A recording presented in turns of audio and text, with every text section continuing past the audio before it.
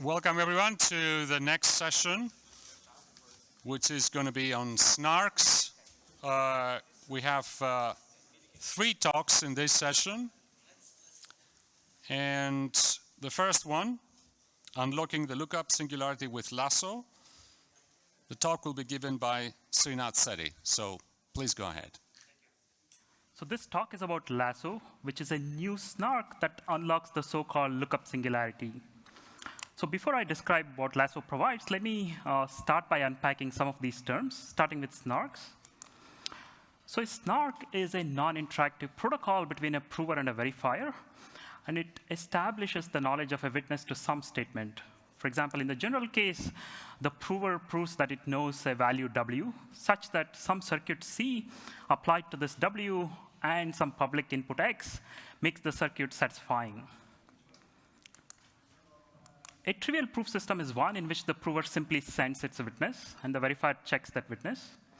So compared to this trivial proof system, SNARKs provide non-trivial properties. For example, the size of the proof is polylogarithmic in the size of the circuit. And the time to verify a proof is also polylogarithmic in the time to simply check the witness in the trivial proof system. So SNARKs work on these circuits, but oftentimes these circuits are generated by running the so-called SNARK front end. And these front ends take some program written in a high-level language, for example, in Rust, and they output a circuit. A key property here is that the correctness of the program execution is tantamount to circuit satisfiability. So proving the circuit satisfiability implicitly implies the correct execution of the program. So in these SNARKs, the proving time grows with the size of the circuit. So oftentimes, a key optimization that's used in practice is to reduce these circuit sizes by using efficient arithmetization techniques. One of the popular techniques in this space is to employ lookup tables. So to motivate these lookup tables, let me use a quick and toy example. Suppose we have a program, and one of the key requirements of this program is during the execution, none of the integer values in the program exceed, say, 2 power 64. And this is a statement that the prover wants to prove. A naive solution to this problem is for each variable W that appears in the circuit, the prover takes 64 non-deterministic values, B0 through B63, and then it constrains them to check they are Boolean, for example, by checking if bi times 1 minus bi is 0. And then it also checks that the value assigned to W is the correct bit decomposition of these bits. And together, this implies that all the values never exceed this 2 power 64. One major downside of this naive solution is the prover commits to 64 additional witness variables and proves 65 additional constraints. In contrast, lookup tables and lookup arguments provide a much better solution. For example, suppose we have a table that contains all the possible 64-bit values. And now to constrain a variable W, all that the prover has to do is the value assigned to W is in the table. That's all the prover needs to establish. So a major advantage with this approach is the range constraint is a single lookup check. Turns out that lookup checks are already widely used for non-arithmetic operations like bitwise operations and range checks, and there is a large body of work to provide lookup arguments.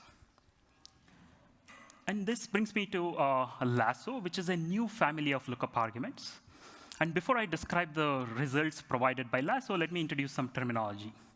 So here, there is a prover and a verifier, like in a SNARK. The prover here takes 2 vectors as input. One of them is the table, contains n values, and another is a vector of lookups. And this is A in this picture, and there are m values in this vector. And the verifier takes commitments to both of these. And the prover sends a proof pi that proves that all entries of A are contained in this table. A key contribution of Lasso is that it provides new performance characteristics. In particular, the prover incurs minimal costs. In particular, the prover only commits to m plus n field elements, where m is the number of lookups made and n is the number of table entries. Moreover, these committed field elements are small. What I mean by small is that they reside in this a small set containing entries from 0 through m, no matter how big the field is. The result is that if you're using MSM-based commitment schemes, for example, instantiated over some elliptic group, for example, with KZG, Dory, or Hyrax, the prover only performs order m plus n field operations, and these are not group scalar multiplications. Because of this new property, we are able to achieve more than 10x performance improvement over prior works. So in addition to this better performance, Lasso unlocks large structured tables. For example, tables of size 2 power 128 or larger. And in this particular case, neither the prover nor the verifier needs to commit to any of these tables. And the prover time is proportional to the number of lookups, and it's sublinear in the table size. In particular, the prover incurs minimal commitment costs. It's order m plus cth root of n, where c is some constant, and m is the number of lookups made, and n is the table size. As before, the committed field elements are also small, and they're contained in this small set, regardless of how big the field is.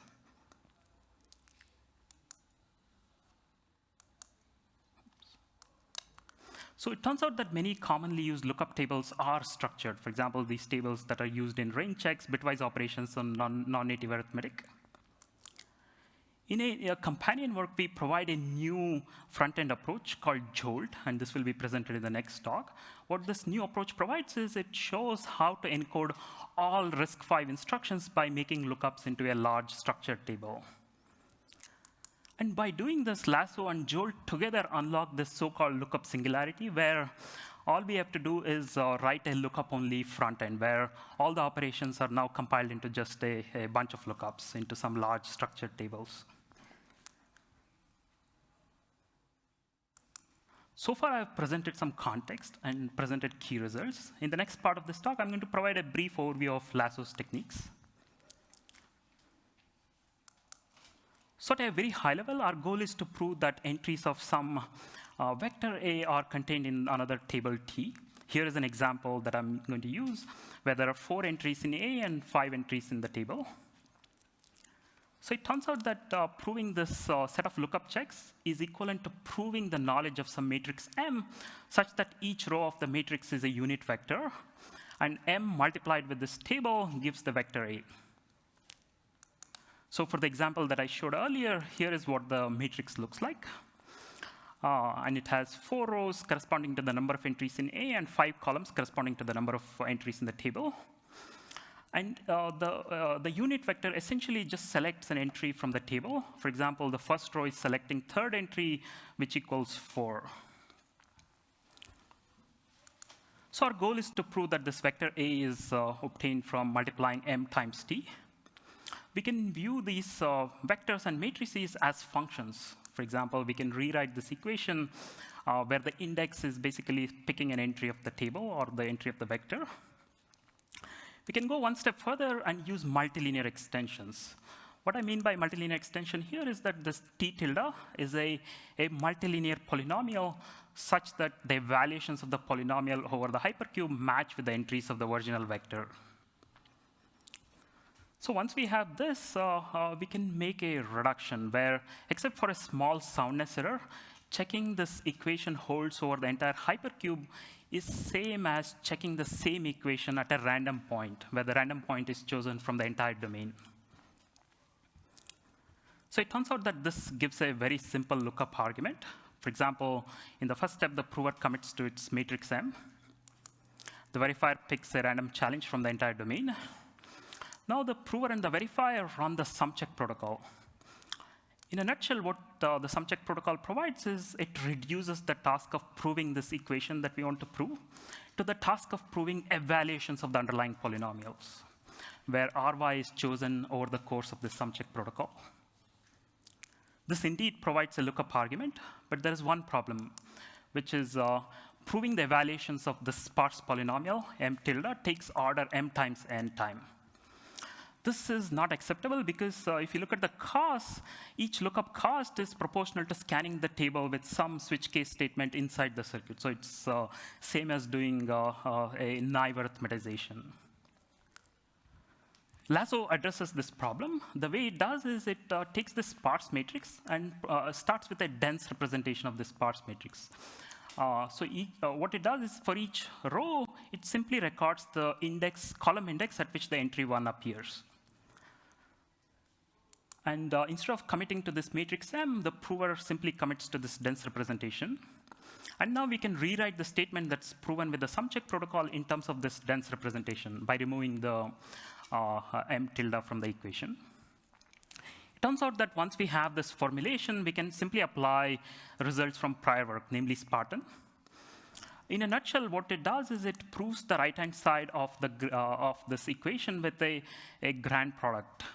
And it's done by using offline memory checking techniques. And these grand products are in turn proven using the sum check protocol in the style of GKR08. So with these lightweight techniques, we have a lookup argument that only incurs order m plus n field operations. And this represents an order of magnitude improvement over prior works. But this order m plus n is untenable if we have a really large table. For example, consider tables of size 2 power 128. So to address this, Lasso considers what we call decomposable tables. So let's say we have a table of size n, where n is really large. Suppose we can write C tables, where each is of size c root of n, so much smaller than n, such that it satisfies a property called decomposability. What I mean by this decomposable is that for any index into the big table, we can compute indices into the small table such that query to the big table can be computed by making queries to the small tables and then applying some function g, where g is some simple function here. It turns out that all tables that arise in practice, for example, in the case of RISC-V instructions, are in fact decomposable. So Lasso provides a simple lookup argument for such decomposable tables. It's actually pretty simple. All it does is it runs C copies of the lookup argument that I described earlier. And then it also needs to run a sum check protocol to assemble subtable responses. The result is that the prover time is linear in the number of lookups and sublinear in the size of the subtables. As a result, this scales to very large tables. For example, for n equals 2 power 128, we can just set C to 6. And the size of the subtable is 2 power 21, which is quite feasible.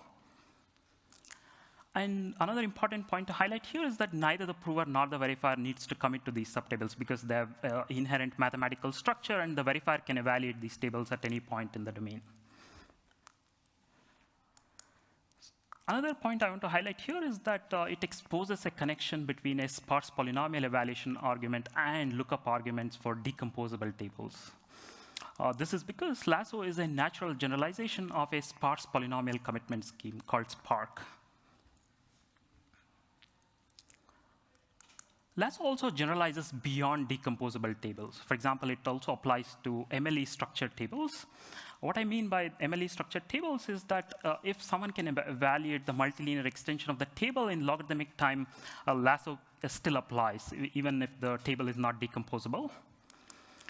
The solution for this lookup argument is very similar to a SNARK for R1CS, except we need to introduce a new form of the sum check protocol to make sure that the prover time is not linear, but sublinear in the size of the table. Naively, it's going to be linear, so our techniques make it sublinear in the table size. And we get a similar prover time as the case of decomposable tables. It's linear in the number of lookups and sublinear in the table size. So there is no asymptotic overhead for MLE structured tables. However, some of the committed values are random, so the generality is not concretely free. Fortunately, all the tables that show up in the case of Jolt for RISC-V are decomposable. So far, we haven't found interesting real-world tables that requires the generality of generalized Lasso. Finally, to summarize this talk, Lasso provides a new lookup argument with minimal prover costs. Unlike all prior works, Lasso applies to very large structured tables, and no party needs to commit to any of the tables.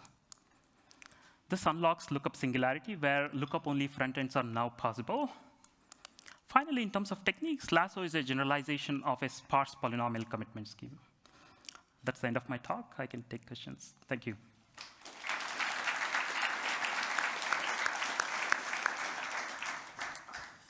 So we do have time for questions. Please line up in the mic and go ahead. Yeah, please. Hi. Thank you. Great talk. So you mentioned that one of the things that Lasso unlocks is being able to commit to only small values, right? And this gives you improvement for MSM-based commitment, I assume. For other type of hash-based commitment, do you envision this giving some benefits in performance, or is it just beneficial for MSM-based stuff? At the time the paper was written, I think there were no hash-based schemes that could benefit from this. But since then, there has been these schemes like Binius, where the prover, the time paid is based on the number of bits. I think we can still get some of these benefits in those hash-based schemes. So committing to short things would still have benefit in that case? Yes. Yes. Okay. Thank you. So I wish to understand the second point more, several contributions of the paper, but particularly the one with the big tables. I think it has been a standard techniques, at least I guess, maybe not so formalized, but if you have any lookup table argument, like lookup or something, you can always have big lookups by splitting your table into several tables. So I guess if you want to do 28 bits, you can just split it into 16-bit lookups, have a small table, decompose your number, and do that. So I think it's, what exactly is the improvement here? So what exactly is the difference between what I just described, the simple decomposition of tables into small tables, and what you claim to be big, structure tables? Is there any difference at all? Yeah, I think, for example, 128-bit range constraints or 64-bit, they were, I think, in many schemes, they are done by decomposing and then doing smaller table lookups like 16-bit or 8-bit lookups. But I think here we're able to sort of prove all of those without actually realizing those values inside the circuit. So for example, all the subtable lookups are assembled using the sum check protocol itself. And that has lower commitment cost than, for example, if you used an existing proof system like Plonk and then use logup to decompose. So the decomposition is kind of embedded into the lookup argument itself? Yes. You still do it, but it's kind of somewhere in the equations of the... Yes, yes. Okay, makes sense, thank you. Hello. So I don't know if I missed it, if you discussed this already, but do you have any algorithm for improving the prover memory that is required to open these big tables? So the prover's work is going to be proportional to, the memory is also proportional to m plus cth root of n. So that's both the work and the memory that's required by the prover. Okay, but do you use any streaming algorithm or any kind of optimization, or you calculate the multilinear extensions? Yes, so we are using linear time sum check. So it does materialize, say, the vectors of size m and cth root of n. But I think there may be ways to reduce that further by using memory efficient sum check protocols. But typically, I think they have some overhead for the prover, but we haven't explored that part. Okay, thanks. Okay, so let's thank Srinath again. Thank you.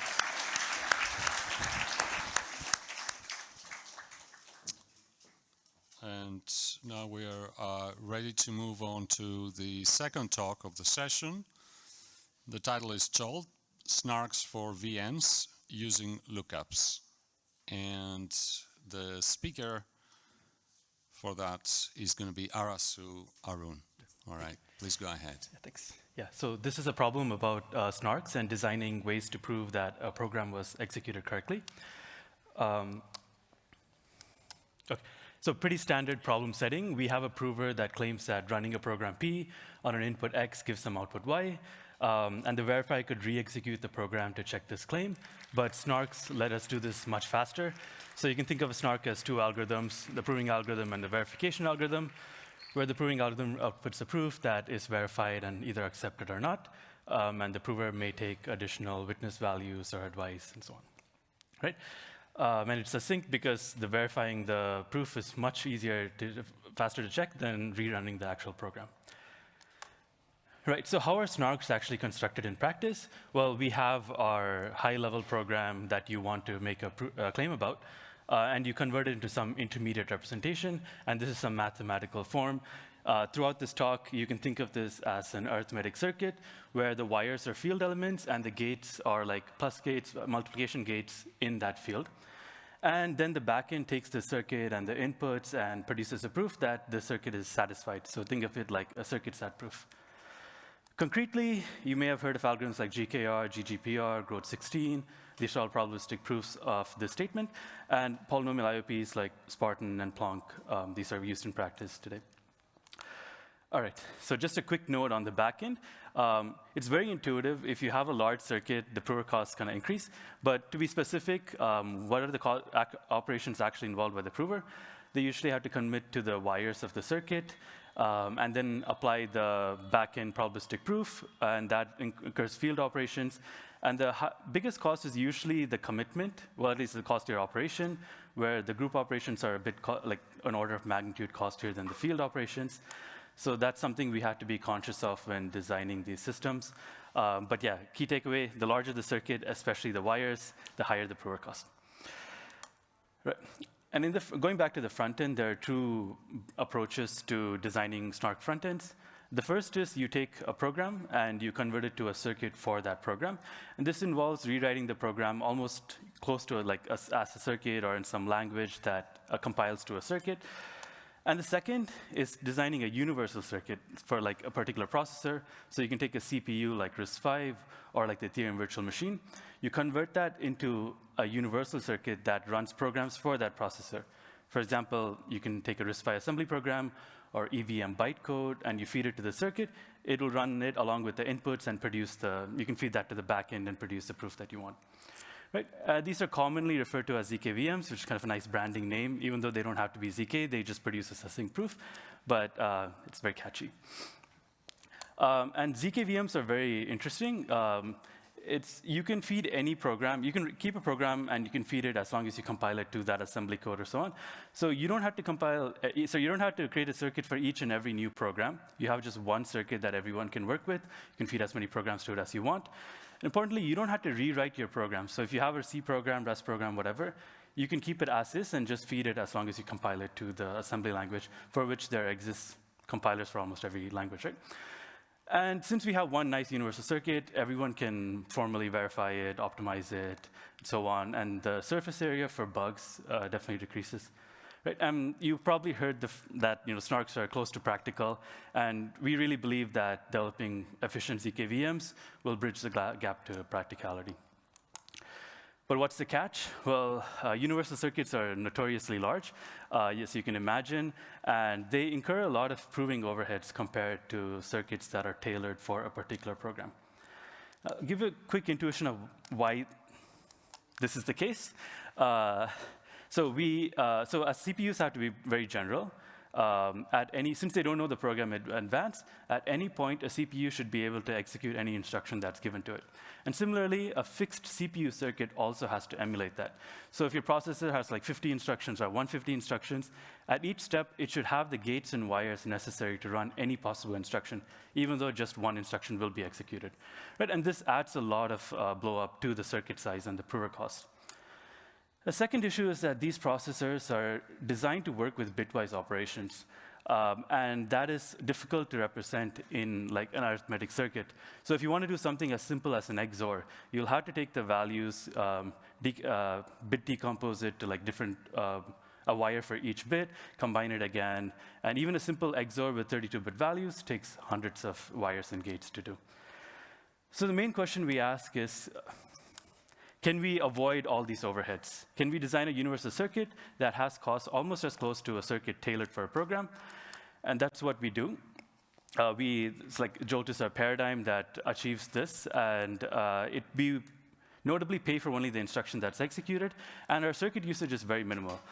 We do have a circuit that says 60 gates and 100 wires for a step of RISC-V, which is this popular open source instruction set architecture. So it's cheaper than a single XOR operation. Right. And how do we do this? Well, we offload almost all the work in the circuit outside to these things called lookup arguments.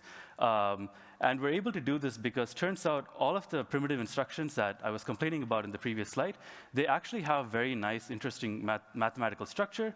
And we're able to use structured lasso lookups in particular to deal with them without arithmetizing them. We actually do implement it on the RISC-V processor, and we're able to achieve like proving speeds of about 100,000 operations per second on a laptop. Okay, so in the rest of this talk, I'm going to walk through how we design a jolt proof and talk about the actual structure that we exploit. Okay, so this is back to computer architecture 101, but how do CPUs actually run programs? You have some machine state with registers, RAM, program code, and the program counter. You have this fetch, decode, execute loop, and the CPU keeps running this over and over again until the program completes. It's pretty basic. Most of the work involved are memory operations, where you want to read the instruction, read the registers. Then you actually perform the operation, and then you write it back to the registers. So it's pretty simple. So proving that a program executed correctly, a CPU program, is kind of like proving that the trace of all these transitions happened correctly. So the prover executes the program, gets these traces of all the memory accesses involved, all the instruction lookups involved, kind of concatenates them to get these two separate traces of all the memory and instructions. You're going to assume they have these structure like each memory operation is either a read or a write. It has some address and value read or written. And then the instruction is an operation with operands and an output. Right? So we just have a huge list of this. And what do? We can prove each of these separately. We can prove that the memory accesses were consistent, and we can prove that the instruction executions were correct. Right? And these are two separate cryptographic problems, you'd say. But of course, this is not enough. We also need to prove that these two traces actually correspond to the same program. They're ordered correctly. They're consistent with each other. So if you read register values, you have to make sure those are the register values that you feed to the lookup, and to the instruction. And if the instruction returns some output, those are the values that you write back to the register. Pretty simple consistency.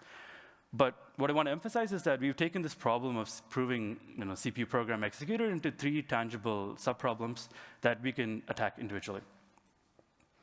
Right, so first, memory. I'm going to go through this a bit quickly because we mostly use existing techniques for this. One classical way to maintain memory is having a circuit with a Merkle tree. You can verify reads using Merkle proofs. You can update the root of the tree verifiably using more Merkle proofs. But the problem is that doing this in a circuit is very costly. Each cryptographic hash would cost hundreds of gates, even for the most efficient hashes that we want. And like I said, our whole circuit is cheaper than a single hash function over here. What do we actually do? Well, we use this technique called offline memory checking, which was described over 30 years ago in a paper by Blum et al. And it was first applied to SNARKs in a paper in 2018 called SPICE. Basically, we take all of the memory operations together, so that's why it's offline, not individually. And then we reduce it to a multi-set equality check. And we can perform this multi-set equality check much more efficient than Merkle proofs. Right? The key takeaway is that each hash, each multi-set hash that we perform, per operation, we only had to do about 3 field multiplications. Basically, it's the Reed-Solomon fingerprint of your memory access. Right? And the product argument for computing these multi-set hashes, we use a GKR-style protocol for that, but you can abstract all of this into some sort of offline memory checking black box that you can just feed your traces in. Right? And I just want to emphasize that if you have M axis with like a memory size, capital M, like it's linear in the number of operations and the total size of the memory. Right, okay, so now let's talk about instruction executions, which is what we do very new in Jolt.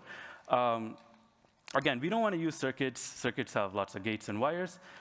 Wouldn't it be ideal if we just had a preprocessed table that had every possible instruction with its operands and its output? Of course, this table you can think of it like a truth table for your CPU. Like every CPU, you have this fixed table that you can theoretically design, right? Well, if we had this, it would be ideal.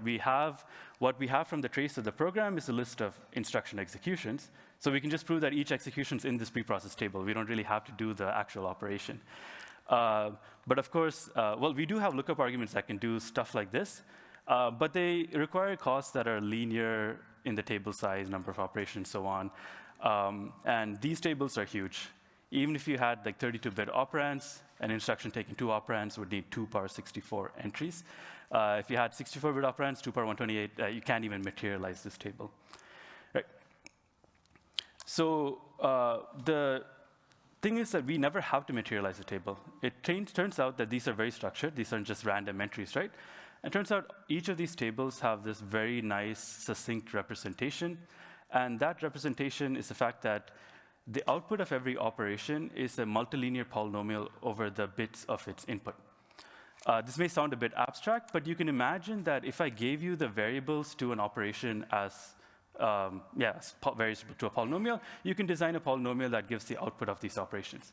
So I've listed the tables here for like XOR, shifts, and less than. But the key idea is that, the key property of these polynomials is that they're multilinear. The degree of each variable is just 1. They're very efficient to evaluate for the verifier, for someone who wants to evaluate the MLEs, right? So, why is this interesting? Well, because polynomials are the language of SNARK backends, right? We've reduced a problem about 50 assembly instructions to a problem about 50 multilinear polynomials, with very nice representations, right? So how can we take advantage of this to design better universal circuits for CPU programs and so on? Turns out these polynomials have a little bit more structure. We saw in the last talk about decomposability. You don't have to apply MLE over the whole polynomial. You can divide it into chunks, apply smaller MLEs over the chunks, and then combine them to get the main table. And turns out we need only about 23 unique subtable MLEs to realize all of RISC-V. So these are like basis vectors for the whole instruction set. But yeah, so now that we have the trace of instruction executions, we feed it to the lasso lookup argument and get a proof. And the advice that the prover gives was things like the subtable outputs, the subtables involved, and so on. The thing I want to focus on here is that the dependence on the table size is t power 1 by c, where c was the number of chunks.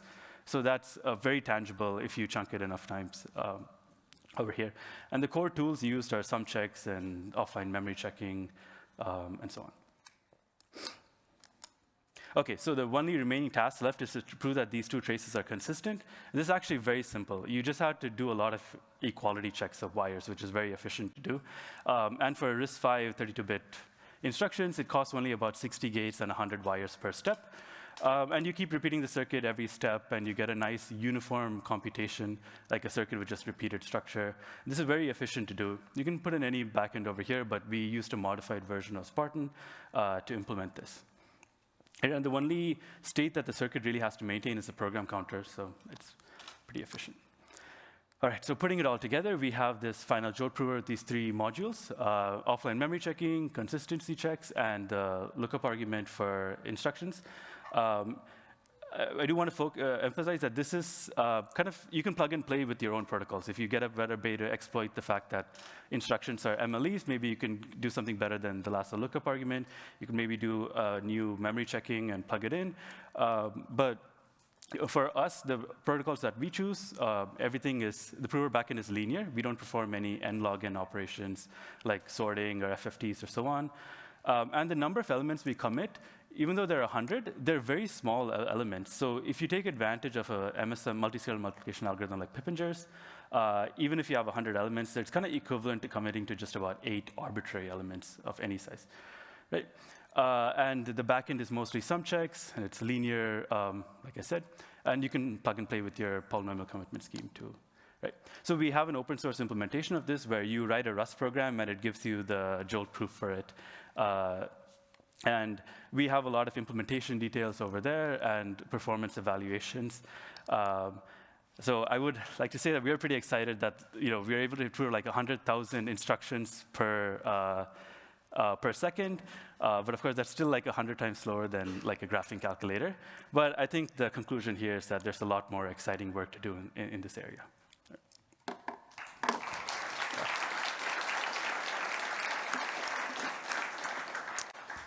So we do have time for questions. Please go to the mic and queue. Hi. When you have the multiset that you have to squash all together, the tuple of 3 elements that you need to look up. Yeah. Those you do with a random number, no? You get a challenge and then you mix them together. Sorry, I didn't get the question. When you have to check that the tuple is inside a table, Yeah. You have the function input and outputs. This is generally done by sending a challenge and then taking a linear combination of the elements in each of the table inputs and table outputs, no? Yeah, I mean, that you can abstract in the lookup argument, I guess, that, but the lookup elements are just like register values, so they'll be like 32 bits or so on. Right, but when you glue them together, like when you do the lookup argument, you're destroying the fact that they are small. Well, I mean, we do have some larger elements, but they're only like few once you combine them in the lookup argument. The elements actually looked up are very small, though, right? So in the lookup argument, you look up for a tuple of elements. You don't look up for a single element in a table. So your definition of lookup, what is it? Yeah, the registers concatenate. The operand values, like 32 bits, they're concatenated together. And we even chunk them into smaller values, so they're even smaller. You concatenate the chunks of the elements in the tuple? Yeah, in a tuple, and then you can chunk them after that, yeah. Okay, let's take this online. Thank you. Okay. Okay, yeah, quick questions. Very nice talk. Yeah, so this slide is perfect. So there are these 3 different proofs. So how are they glued together? Do they all support the same commitment scheme? So it's like a commit and proof way of composing them? Yeah. What's the commitment scheme that you use or support? Yeah, so we need to make sure that the same commitments are fed to these. But yeah, they're very uniform. They work with the same commitments. We actually modify the commitment structure to make sure they all work on the same commitments. Otherwise, yeah, you won't have security otherwise, yes. And what type of commitment is it? Like multivariate KCG? Yeah. Well, we use hierarchs, but yeah. Yeah, so unless I miss it, I think you didn't touch so much about the proof size. And for instance, you mentioned that you have 100 wires to commit to. Of course, it's something you wouldn't want to do in Plonk because then you have like 100 group elements that you have to commit to. So I know it's fairly different, but could you please comment on that? Yeah, we use the hierarchs like polynomial commitment scheme, and overall, like if you have an n, if you have n steps in your program, you can get like square root n commitment size. But yeah, you can plug and play. Generally, you can plug and play with the commitment scheme and get like log n if you want, and so on. I just meant like dependency of proof size on the number of wires you have in the circuit that you wrote, because you said like 60 gates and 100 wires, for instance, right? So the 100 wires, what do they translate to in terms of proof size if you use hierarchs then eventually? So if you have 100 wires and like n steps, yeah, I guess you'd have to commit to like 100 n elements. Yeah, I was just giving asymptotically like square root n of that. Square root of 100 n. Okay, so square root of the number of wires. Okay. Yeah. And eventually, yeah, at the very end, in the penultimate slide, you said, yeah, there are new directions of, it's exciting that we can still make improvements. So the talk before was saying that we have reached the lookup singularity. So what else could you improve on? Potentially. Yeah, I think there are a few open problems but like, for example, sum checks are most of our time. If you can get like better ways to do sum checks or like faster, more memory efficient sum checks, that would be great. We are looking to move into more fields like Srinath mentioned, Binias. Those are some things that we're looking to move into. So that's one direct way to get an improvement. Yeah. Okay. Yeah, we'll ask the next one at the end. Sorry, very short question for me. I think you didn't mention, but what exactly do you use as a recursion scheme here? I assume you have like a million instructions, right? You can't really fit them all in one reasonably sized snark. So do you and then you have 3 proofs per batch of them. So how do you actually do a long computation? Do you fold, or do you do recursive step? And where is the recursion steps happening? So yeah, right now this is a monolithic circuit where we don't do recursion yet, but yeah, you can. Other ways to recurse are like people are thinking about composing the verifier with like ROT16 and so on. That's one way to do it. We haven't thought about making this work with folding schemes yet, but I'm sure it's possible technically. So your circuits right now are so you can support on like a limited number of instructions that fits into your height of your circuit. Yeah. That's your model. So you don't actually fold right now, or? Yeah, but right now we don't fold yet. Okay, thank you. That's good. Okay, so let's thank Arasu again.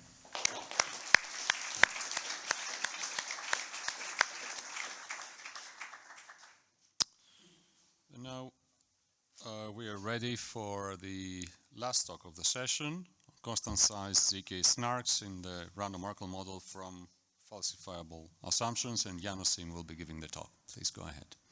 Thank you for the introduction. So this is a joint work with Helger Lippmann and Roberto Barisella. So this talk is about argument systems. So in an interactive argument, we have a relation R, a binary relation, which contains public statement X and some private information W. And prover tries to claim that there exists some W, such that X and W are in R. Prover knows both X and W. Verifier knows only the public statement. And we also have a trusted party who generates some public key in the initial phase of the protocol. Then prover and verifier have an interaction, and eventually verifier will either accept the proof or reject it. So you already heard quite a lot about SNARKs, so I will go over this very quickly. So these are argument systems that are sublinear in the, where the proof size is sublinear in the size of the witness. They're non-interactive, meaning that they look more like this. And they are arguments of knowledge, meaning that if the verifier accepts the proof, then prover actually knows the W. So more technically, it means we can somehow extract the witness in the security proof. And there are lots of applications for SNARKs, as you probably know. Verifiable outsourced computation, different solutions for blockchain scalability, verifiable electronic voting, verifiable fully homomorphic encryption, and so on.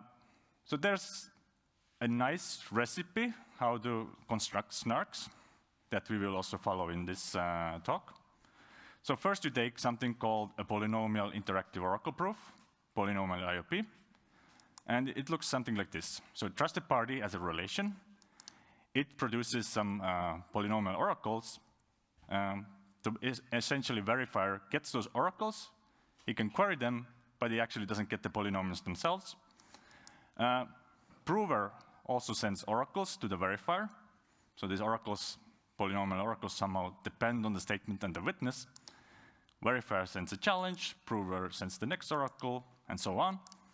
And eventually, verifier will make a bunch of queries to the polynomials that he has and decide based on this information if he wants to accept the proof or reject it. So polynomial IOPs are knowledge sound. So typically, this witness is encoded somehow in the polynomials. It is known how to even construct constant round polynomial IOPs from things like Sonic, Marlin, and Plonk.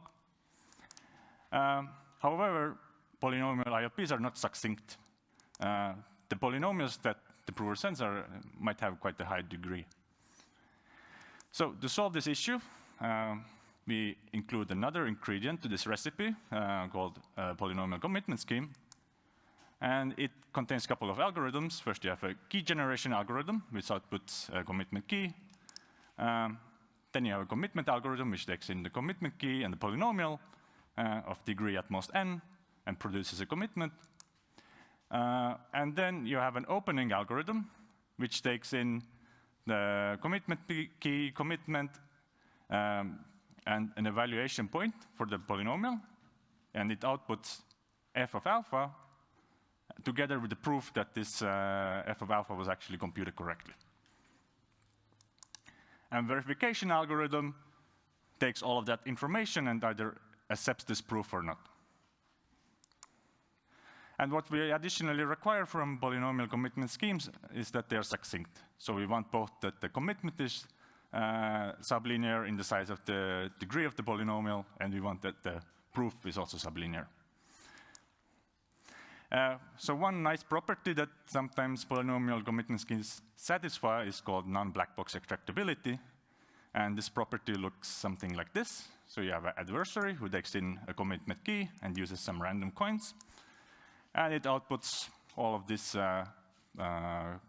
polynomial commitment transcript, which accepts. And then we require that there's also an efficient extractor that gets exactly the same information as an input.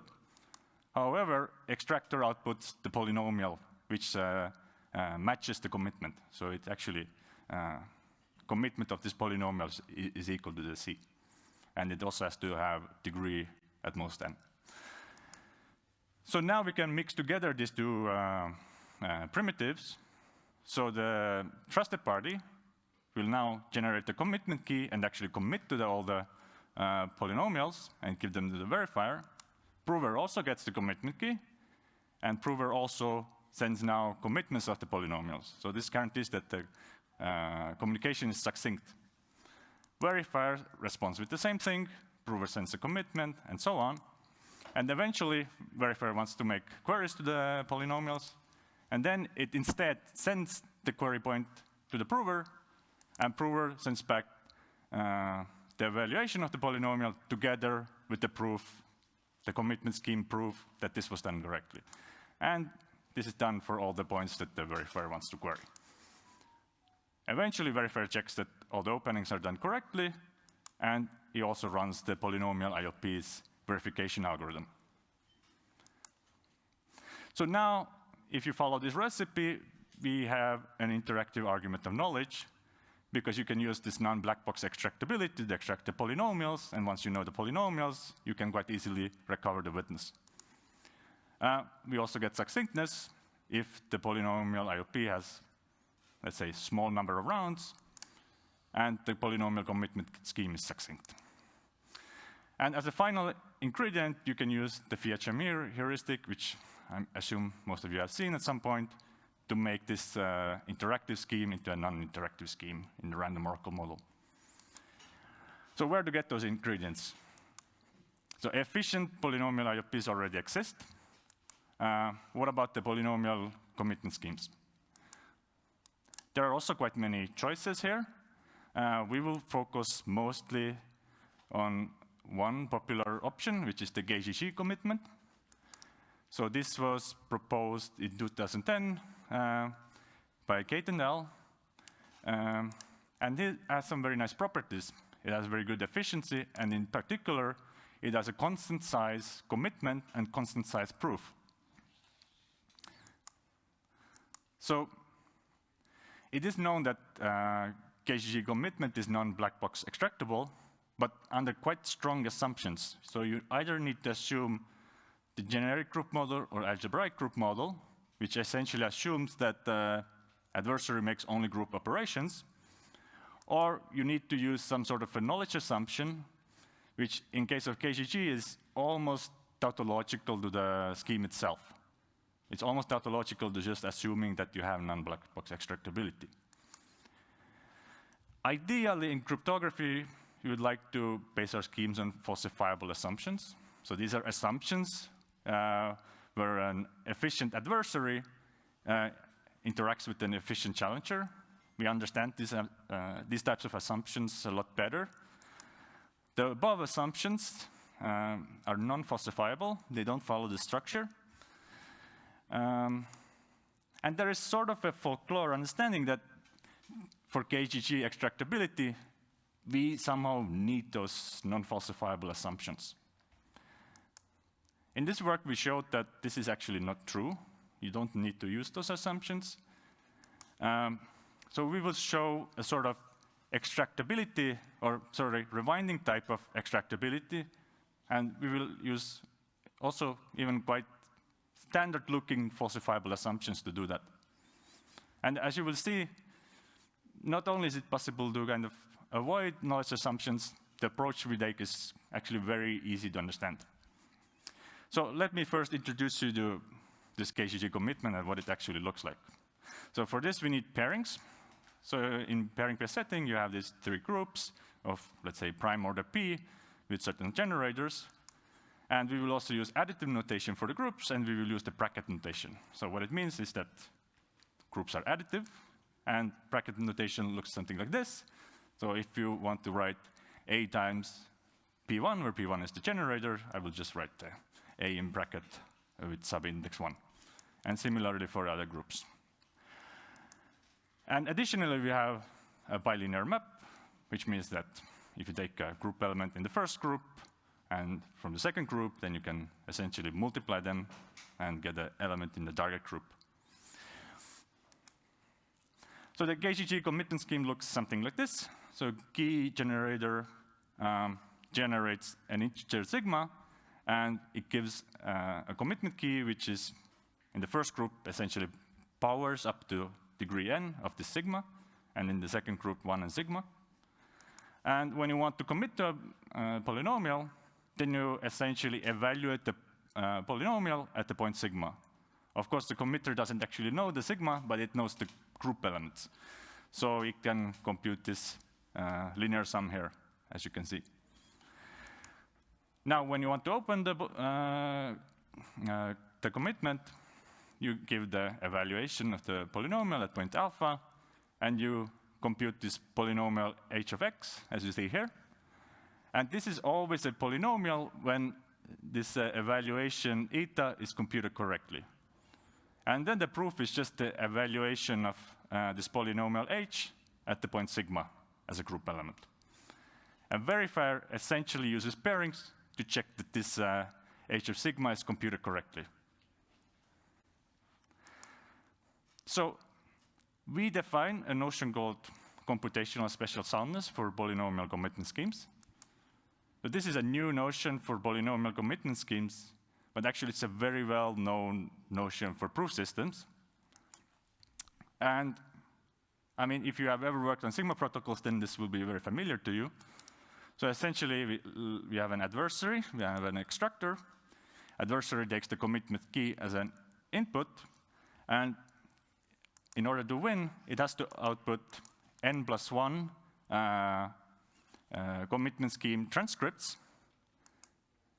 And we require that each of those transcripts is accepting, that the commitment in each of the transcripts is the same, and that all the evaluation points are distinct. And then we claim that there's an efficient extractor that outputs the polynomial, which is consistent with the commitment. So how do we prove this for the KGG special soundness? So essentially, this special soundness adversary outputs some inputs and some outputs of some polynomial, or at least this is what he claims. So there's a very basic thing that we all probably know from algebra, is that if you have n+1 evaluations of a polynomial, then you can recover a unique polynomial f of x of degree at most n. And this is precisely the strategy that our special soundness extractor will use. So we will simply interpolate the polynomial based on the transcript that we get as an input. Then we check, is this polynomial actually consistent with the commitment? Is f of sigma equal to the commitment? If it is, then we're done. We recovered the correct polynomial. However, if this does not hold, we will show that we can break certain security assumption. So unfortunately, I think I don't have time to go through the reduction, but I will show you what the assumption will look like. So there's this assumption called rational strong Diffie-Hellman assumption, proposed by Gonzalez and Raffles in Eurocrypt 2019. It's a falsifiable assumption, and it essentially assumes that you have some fixed set S of alpha 0 to alpha n, so n+1 points. And the challenger in this assumption sends the commitment key, essentially, and the adversary responds with 2 group elements, and the adversary wins if the first group element G is not 0, and additionally, this equation here holds, where Zs is the vanishing polynomial on the set S.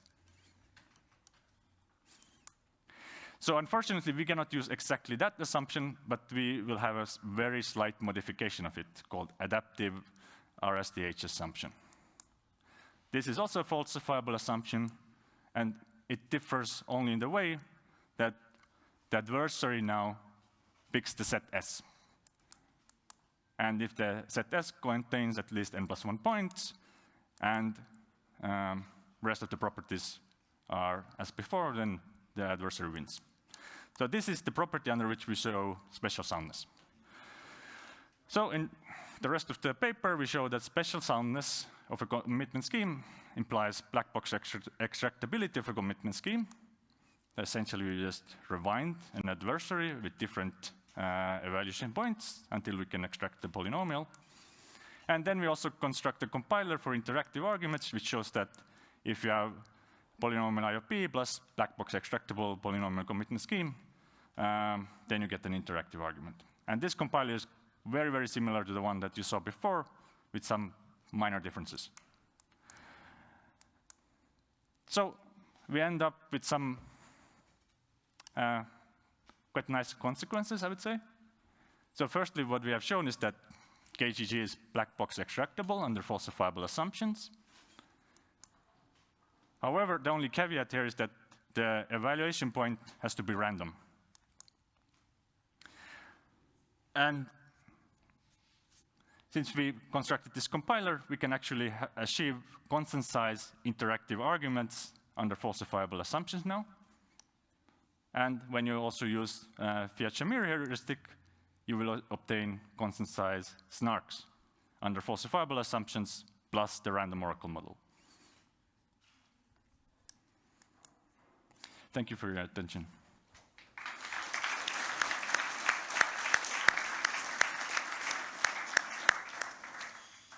So we have time for questions, so please cue in the mic. Hi, great talk. So you mentioned that you have a compiler for a polynomial IOP that you combine with a polynomial commitment scheme. Can you remark on how does it differ, for example, if from previous techniques? So for example, if I take Marlin and then compile it with your compiler, do I get the same Marlin plus KDG? Do I get the same thing that is deployed in practice, or you get some differences? So you get a slightly less efficient version of Marlin. So I think the most maybe biggest difference is that for each polynomial that the compiler commits to, we require that he also opens that commitment at some new random point. Okay, so kind of like an auto-domain sample, I can think about it or something like that. Sorry? I can think about it as every polynomial I have to send an auto-domain sample. Well, never mind. Okay, I get. Thank you. Yeah. So essentially, we evaluate each of the commitments at a random point. So this is something that we need. Hi. So I have a question about the consequences for this compilation strategy. So normally, to prove that the final SNARK interactive argument is extractable, you use the black box extractor of the polynomial commitment scheme. Here, you need rewinding, right, with these different assumptions. What are the implications? So forget about Fiat-Shamir, even if you want it interactive. What are the implications for number of rounds? Now it seems like the number of rounds matters if you do rewinding. So the usual recipe works for any number of round PIOPs. Will this approach work for any number of round PIOPs with any number of rounds? Or if you get logarithmic or super constant, say, does it still work? As far as I remember, it worked for any number of rounds. But I think it's a detail that I should really look up, so I cannot give you a 100% confident answer. Okay, thanks. Hi, thank you for the talk. I remember there is the famous impossibility result by, I think, Gentry and Wicks, that SNARKs are impossible from falsifiable assumptions. And I would like to ask how you circumvent that impossibility results. So, in some sense, we don't, because we still require a random oracle model. So random oracle model is also non-falsifiable assumption. So that is the answer. But I would say it's like one non-falsifiable assumption that we are kind of know quite well. So if you would use any, then I would probably stick to this one. Okay, thanks. Yeah, very nice talk. I think the question I wanted to ask has been answered, but I wanted to make a comment. So we proved recently a SNARK in the generic group model. And I mean, in some sense, that also then doesn't have other assumptions, but that's a bit cheating, right? But maybe the random oracle model is more trusted than the generic group model. We even proved it UC secure, so it's even better. But my original question was, and I think you answered it, is that you support all kind of IOPs. So you basically support Plonk, but with some extra overhead because you have to do these random evaluation points. Is that correct? Yeah, so specifically about Plonk, so if you take Plonk's polynomial IOP, then you get some constant size SNARK as an output or argument system. However, our compiler doesn't use any of the patching techniques. So actually right now, we finished a new work, which is not published yet, where we proved that also the original optimized version of Blanc is secure under falsifiable assumptions. But it's quite a lot of extra work to get to that. Okay, and do you get rid of the random evaluation point requirement as well? Because I think Blanc doesn't. Yeah, we don't have to do any modifications to the Blanc. So it's really the original version of the Blanc. Hi, thanks for a nice talk. So I'm not an expert, but I'm just curious about this rational strong Diffie-Hellman assumption. Like, why is it called that, and what is the relation to the normal strong DH?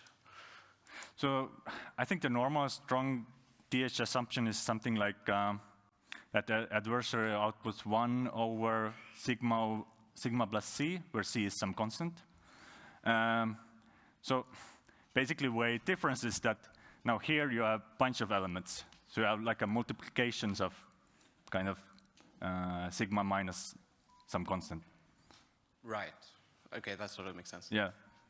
So it's some sort of a generalization of that assumption. All right, so let's thank Jano again.